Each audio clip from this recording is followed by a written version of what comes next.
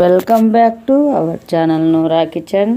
చూడండి, దోశలో ఇడ్లీలో కారం చేస్తున్నాను. చాలా టేస్టీగా చాలా బాగుంటుంది. దోశ ఇడ్లీలోకి ఎర్రగడ్డ ముక్కలు తీసుకోవాలి, ఇలా కట్ చేసుకోవాలి మీడియం సైజుగా. మిరపకాయలు కడిగి తీసుకోవాలి. టమోటా ముక్కలు మీడియం సైజుగా కట్ చేసుకోవాలి. ఒక తెల్లగడ్డ ఇలా ఒలుచుకోవాలి. చూడండి, కారానికి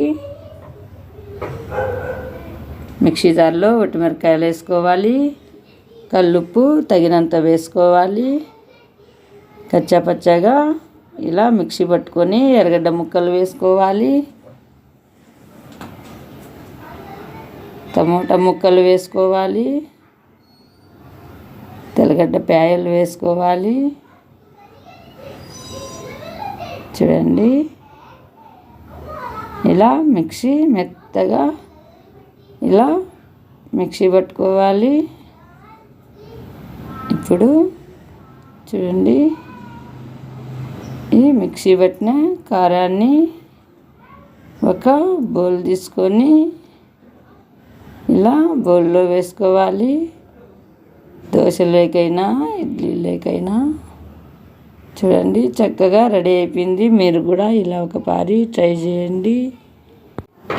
వీడియో నచ్చితే లైక్ చేయండి, షేర్ చేయండి. ఫస్ట్ టైం నా ఛానల్ చూస్తున్నట్టయితే సబ్స్క్రైబ్ చేయండి. చాలా అంటే చాలా సింపుల్గా తయారైపోయింది. చూడండి, దోశ ఇడ్లీ కారం చక్కగా రెడీ అయింది. చూడండి,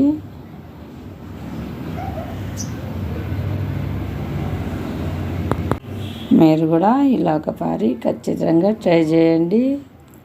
thank you for watching video.